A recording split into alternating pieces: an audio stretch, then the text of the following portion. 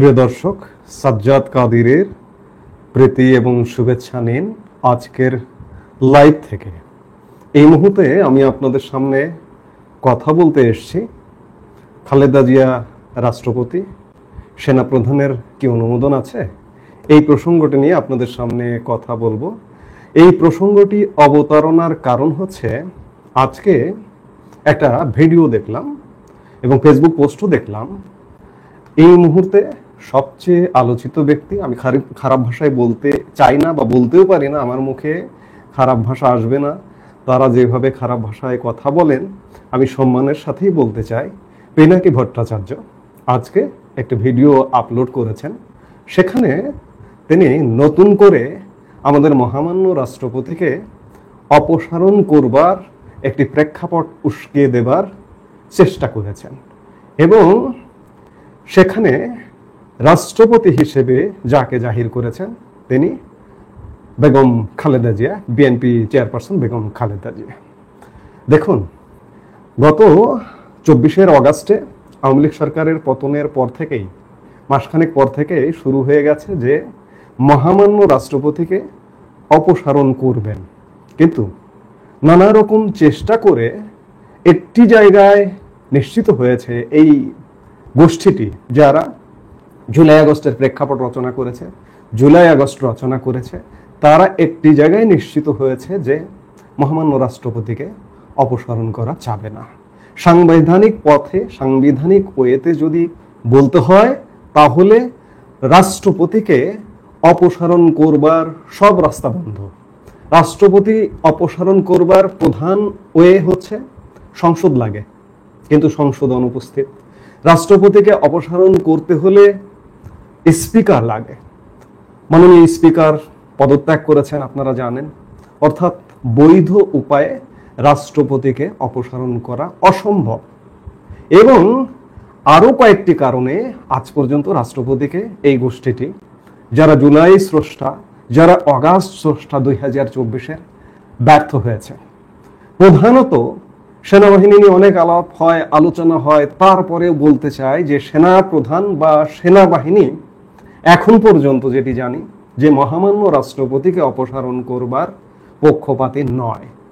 একই সাথে আমি খালেদা জিয়ার কথা বললাম, বিএনপি চেয়ারপারসন, তিনি বাংলাদেশের 3 বারের প্রধানমন্ত্রী এবং তার দল বিএনপি মহামান্য রাষ্ট্রপতিকে অপসারণ করতে ইচ্ছুক নয়। একদিকে সাংবিধানিকভাবে রাষ্ট্রপতিকে অপসারণ করা অসম্ভব, সংসদ নেই, স্পিকার নেই। আরেকদিকে ক্যান্টনমেন্ট রাষ্ট্রপতিকে অপসারণ করতে ইচ্ছুক নয় বা চায় না, এবং বিএনপি রাষ্ট্রপতিকে অপসারণ করতে চায় না। যার দরুন এই জুলাই অগাস্ট সৃষ্টিকারী গোষ্ঠীটির মাথা খারাপ। রাষ্ট্রপতিকে আজকে 1 বছর হয়ে গেল অপসারণ করতে পারেনি, এবং মাথা খারাপ হবার আরো নানা রকম কারণ। এই যে সরকারটি যে দায়িত্ব পালন করছে, এই সরকারটি, আমি আজকেও একটি ভিডিওতে বলেছি, বিশেষ করে প্রধান নির্বাচন কমিশনারের অনুপস্থিতি নিয়ে, গত 2 দিন তিনি অনুপস্থিত আছেন, যে প্রধান নির্বাচন কমিশনার অফিস করেননি গত 2 দিন, স্বস্তিতে নেই। যে কোনো সময় যে কোনো কিছু ঘটে যেতে পারে। প্রধান উপদেষ্টা থেকে শুরু করে পুরো উপদেষ্টা পরিষদ, সবার ক্ষেত্রে যে কোনো সময় যে কোনো ঘটনা ঘটে যেতে পারে। গত বছরের অগস্টে যেমন কল্পনা করেননি, ঠিক তেমনি যে কোনো সময় যে কোনো ঘটনা ঘটে যেতে পারে। ঘটে যাবার কারণটা হচ্ছে, দেখুন, এই যে জুলাই সনদ প্রকাশ করতে সরকার সরকারিভাবে ইতিমধ্যে ব্যর্থ হয়েছে, এবং নানা কিছু করতে ইতিমধ্যে নানা রকম ব্যর্থতা এসে জেঁকে বসছে, এবং দেশের পরিস্থিতি ক্রমেই খারাপ হচ্ছে। এইভাবে কিন্তু খুব বেশি দিন চলতে পারে না। আজকে 1 বছর যাবত এই পিনাকি ভট্টাচার্যরা, আমি সম্মান রেখেই বলছি, সম্মানের কাজ যদিও করছেন না, বাংলাদেশে মব সৃষ্টির অন্যতম স্রষ্টা একজন পিনাকি, একজন ইলিয়াস। আজকে সামাজিক, এই দেশটা তো আপনারও ভাই, আপনাদেরও। আপনারা এই দেশকে যেভাবে বিশৃঙ্খলার মধ্যে নিয়ে গেছেন, এই বিশৃঙ্খলা দেশকে কোথায় নিয়ে যাবে? এবং সর্বশেষ যখন জুলাই সনদ হচ্ছে না, বিপ্লবী সরকার হচ্ছে না, সংবিধান স্থগিত হচ্ছে না, এবং সেনাপ্রধানকেও গত 1 বছর যাবত পিনাকি ভট্টাচার্যরা অপসারণ করছেন, অথচ অপসারণ করতে যখন পারছেন না তখন মহামান্য রাষ্ট্রপতির দিকে নজর। আরো দেখুন কতটা কৌশল।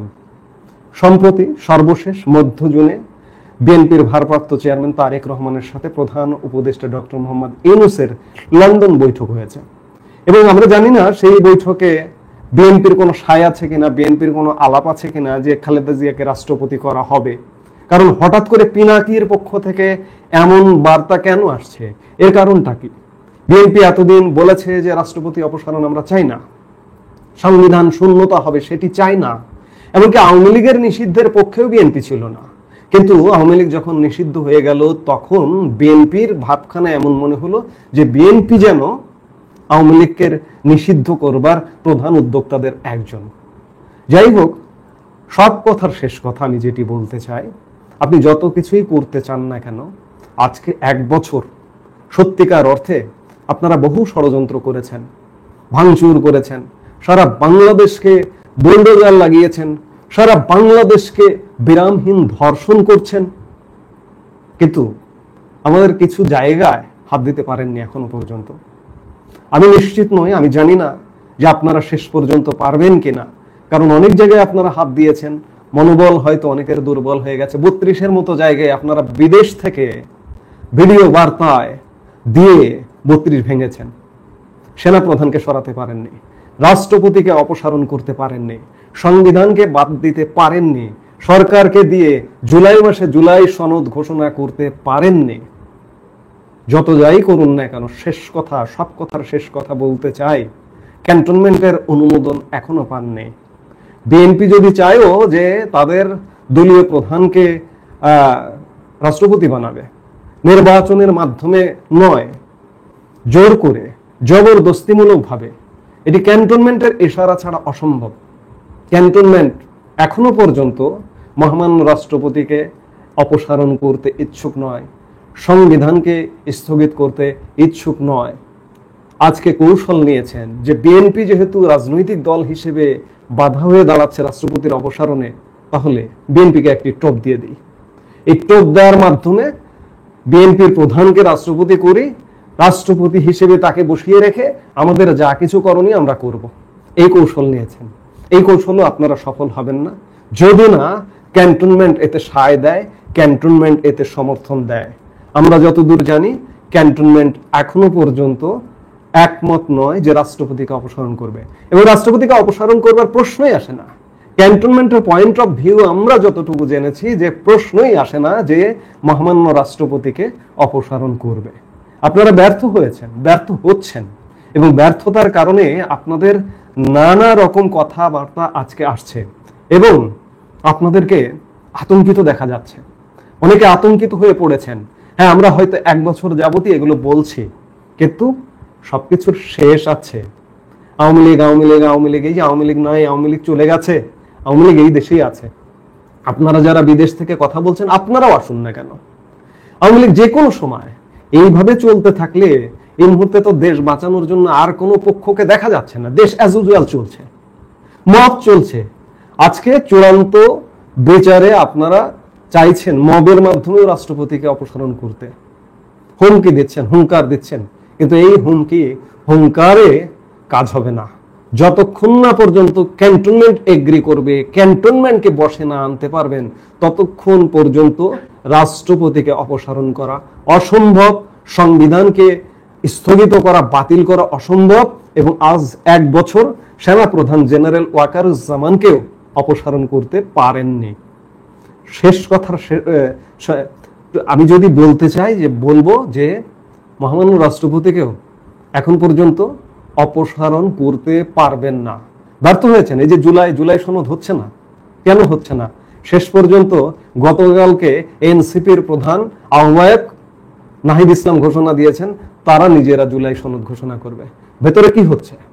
ভেতরে তোলপাড় হচ্ছে, ভেতরে ঝড় বয়ে যাচ্ছে, যে কোনো সময় টর্নেডো এসে সবকিছু উড়িয়ে দেবে। রাষ্ট্রপতিকে অপসারণ করতে পারবেন না, এটাই শেষ কথা। ক্যান্টনমেন্টের অনুমোদন নেই, যার দরুন মহামান্য রাষ্ট্রপতিকে অপসারণের যত ষড়যন্ত্রই করুন না কেন অপসারণ করতে পারবেন না।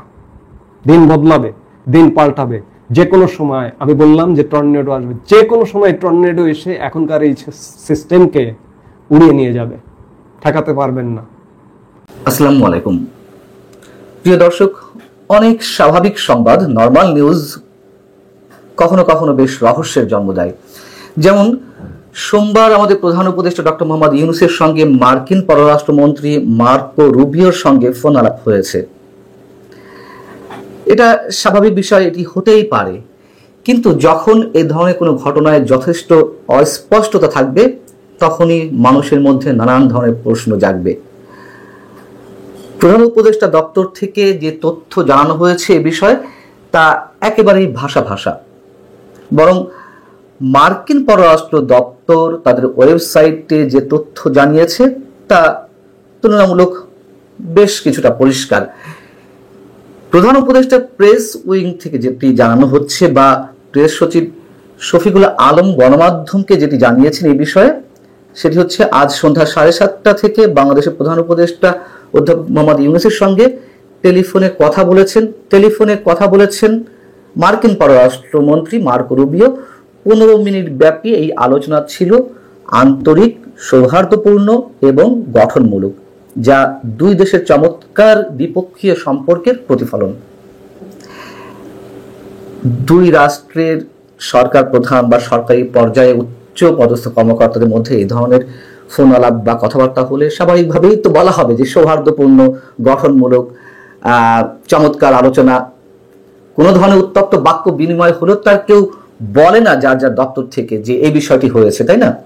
আমি বলছি না এরকম কিছু হয়েছে, কিন্তু এই শব্দগুলো একেবারে অপ্রয়োজনীয়। কি বিষয়ে কথা হয়েছে, কোন সাবজেক্ট ধরে কথা হয়েছে, অন্তত সেটুকু জানালেও মানুষ বুঝতে পারতো যে কি বিষয়ে কথা হয়েছে এবং কে কাকে ফোন দিয়েছেন। মার্কো রুবিও আমাদের প্রধান উপদেষ্টাকে ফোন দিয়েছেন নাকি প্রধান উপদেষ্টা মার্কো রুবিওকে ফোন দিয়েছেন সেটিও স্পষ্ট নয়। তবে যেটি বলছিলাম যে মার্কিন পররাষ্ট্র দপ্তরের ওয়েবসাইটে যেটি উল্লেখ করা হয়েছে তাতে মোটামুটি বোঝা যায় যে মার্কো রুবিওই আমাদের প্রধান উপদেষ্টাকে ফোন দিয়েছেন। সেখানে যেটি বলা হচ্ছে, Secretary of State Marco Rubio spoke today with the Chief Advisor of Bangladesh's interim government, Dr. Mohammad Yunus. The Secretary and Chief Advisor affirmed their shared commitment to deepening economic ties between the United States and Bangladesh and to enhancing security and stability throughout the Indo-Pacific region. অর্থাৎ যুক্তরাষ্ট্র এবং বাংলাদেশের মধ্যে অর্থনৈতিক সম্পর্ক আরো গভীর করার বিষয়ে কথা হয়েছে এবং একই সঙ্গে ইন্দো প্যাসিফিক স্ট্র্যাটেজি নিয়ে বা ভারত প্রশান্ত মহাসাগরীয় অঞ্চলের নিরাপত্তা ও স্থিতিশীলতা বৃদ্ধির জন্য দুই দেশের যৌথ প্রতিশ্রুতি পুনর্ব্যক্ত করা হয়েছে। আগে দুই দেশ যে কমিটমেন্ট করেছিল একে অন্যের কাছে সেটি পুনর্ব্যক্ত করা হয়েছে, এই তো। এবং এটা থেকেও আমরা মোটামুটি বুঝতে পারি যে কি বিষয়ে কথা হয়েছে, কি ধরনের কথা হতে পারে, কি ধরনের প্রতিশ্রুতি নতুন করে দেওয়া হতে পারে একে অন্যের প্রতি, মোটামুটি ধারণা করা যেতে পারে। আর যেহেতু যুক্তরাষ্ট্রের বিষয়, সেহেতু এই বিষয়টি নিয়ে তো মানুষের বেশ আগ্রহ থাকারই কথা। তারপর আমরা জানি যে যুক্তরাষ্ট্রের সমর্থনের উপরেই ডক্টর ইউনূস সরকার টিকে আছে, অথবা প্রধান উপদেষ্টা ডক্টর মোহাম্মদ ইউনূস এখনো পর্যন্ত টিকে আছেন। যুক্তরাষ্ট্রের যে দুটি প্রধান এজেন্ডা এই মুহূর্তে, করিডোর এবং বন্দর পরিচালনার দায়িত্ব তাদের মনোনীত কোম্পানির কাছে তুলে দেওয়া। তো বন্দর পরিচালনার দায়িত্ব এর মধ্যে দেওয়া হচ্ছে ডিপি ওয়ার্ল্ডকে, দুবাই ভিত্তিক প্রতিষ্ঠান, কিন্তু তাদের সঙ্গে যুক্তরাষ্ট্রের একটা বোঝাপড়া আছে, তারা যে দেশে যায় সে দেশে মার্কিন স্বার্থ উদ্ধার করে, এগুলো পুরনো কথা। আর করিডোর ইস্যুতে তো আমরা স্পষ্ট বুঝতে পারছি যে তাদের মধ্যে কোনো কথা হয়েছে কিনা, তার কারণ এখানে ইন্দো প্যাসিফিক স্ট্র্যাটেজির কথা বলা হয়েছে, নিরাপত্তার কথা বলা হয়েছে। ইন্দো প্যাসিফিক স্ট্র্যাটেজি সে সম্পর্কে আমরা জানি, অনেক পুরনো আলোচনা।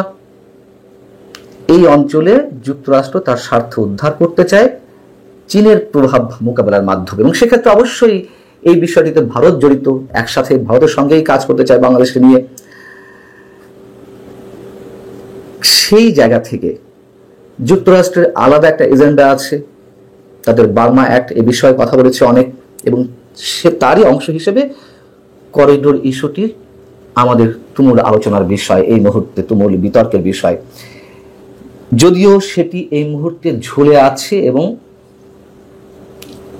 দেশের এই মুহূর্তে প্রধানতম রাজনৈতিক দল বিএনপি তার দায়িত্বশীলতার জায়গা থেকে করিডোর এবং বন্দরের বিষয়ে তারা যথেষ্ট হুঁশিয়ারি উচ্চারণ করেছে, এর আগে বিরোধিতা করেছে, কিন্তু হঠাৎ লন্ডন বৈঠকের পরে বিএনপি রহস্যজনক কারণে এই দুটি জায়গাতেও তারা একেবারে নীরব হয়ে গেছে এবং পারতপক্ষে সরকারকে ব্ল্যাঙ্ক চেক দিয়ে দিচ্ছে, সরকারের সব ধরনের প্রশংসা করছে। যদিও চট্টগ্রাম বন্দর বিদেশি কোম্পানিকে দেওয়ার পরিকল্পনা, রাখাইনে কথিত মানবিক করিডোর চালুর ব্যবস্থা কিংবা স্টারলিংক, ইলন মাস্কের স্টারলিংকের মাধ্যমে সাম্রাজ্যবাদী চক্রের আগ্রাসনের প্রতিবাদে এই শিরোনামে বাম গণতান্ত্রিক জোট তারা রোড মার্চ করেছে। যদিও এই বিষয়ে আবার এরই মধ্যে নানান ধরনের গুঞ্জন রয়েছে, করিডোরের কাজ কতটুকু এগিয়েছে, কতটুকু এগোয়নি বা কি হচ্ছে না হচ্ছে, নানান ধরনের গুঞ্জন শোনা যাচ্ছে। এবং এর বাইরে আর কি আলোচনা হতে পারে, মার্কিন স্টেট ডিপার্টমেন্ট তাদের ওয়েবসাইটে যেটি উল্লেখ করেছে, দুই দেশের অর্থনৈতিক ক্ষেত্রে সম্পর্ক আরো গভীর করা। এখন অর্থনৈতিক ক্ষেত্রে আমরা জানি একটি বিষয় ঝুলন্ত অবস্থা রয়েছে, যুক্তরাষ্ট্র এর মধ্যে মানে ডোনাল্ড ট্রাম্প প্রশাসন আসার পরে সারা বিশ্বের উপরে, শুধু বাংলাদেশ নয়, তাদের মাত্রা অতিরিক্ত শুল্ক আরোপ করলো অন্যান্য দেশ থেকে তাদের দেশে পণ্য আমদানির ক্ষেত্রে।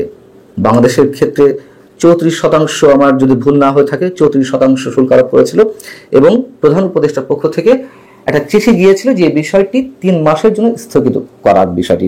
এটি শুধু প্রধান উপদেষ্টার কাছ থেকে নয়, যেসব রাষ্ট্রের উপরে এই শুল্ক আরোপ করা হয়েছিল তাদের সবার কাছ থেকে এই ধরনের রিকোয়েস্ট গিয়েছিল এবং সেটি ডোনাল্ড ট্রাম্প ইতিবাচক সাড়া দিয়েছেন। যদিও আমাদের এখানে কোনো কোনো গণমাধ্যম বিশেষ কারোর দ্বারা প্ররোচিত হয়ে এই ধরনের সংবাদ পরিবেশন করেছিল যে ডক্টর মোহাম্মদ ইউনূসের চিঠির পরিপ্রেক্ষিতে যুক্তরাষ্ট্র তার সিদ্ধান্ত থেকে সরে এসেছে। আসলে বিষয়টি তা নয়। এখানে সম্ভবত 70টির উপর দেশে তারা এই শুল্ক আরোপ করেছে এবং সবার ক্ষেত্রেই একই নীতি অবলম্বন করেছে। যেমন শুল্ক মাত্রা অতিরিক্ত আরোপ করেছিল, আবার 3 মাসের জন্য স্থগিত করেছিল। যেমন একেবারে আমি মঙ্গলবারের কথাই বলছি, জানা গেছে যে যুক্তরাজ্যের সঙ্গে তারা 10% শুল্ক একইভাবে সমভাবে আরোপের মাধ্যমে তারা বাণিজ্য করবে। তো যাই হোক, এখন বিষয় হচ্ছে যে এই বিষয়টি নিয়ে আলোচনা হয়েছে। এই ধারণাগুলো আমরা সব করলাম মার্কিন স্টেট ডিপার্টমেন্টের ওয়েবসাইটে যে বিজ্ঞপ্তি সেটির আলোকে। এইগুলো নিয়ে তো আলোচনা হতে পারে। যদি আবারও বলি, করিডোরের ইস্যুতে বিশেষ করে বিশেষ কোনো পদক্ষেপ সরকার তার মতো করে নেয়, নিশ্চয়ই আন্তর্জাতিক ক্ষেত্রে চীন, ভারত এবং রাশিয়া তারা আলাদা একটি সম্পর্ক গড়ে তুলবে, এটি আগেও বলেছি। এবং চীন এ বিষয়ে যথেষ্ট ইঙ্গিত দিয়ে রেখেছে তারা কি করতে চায়।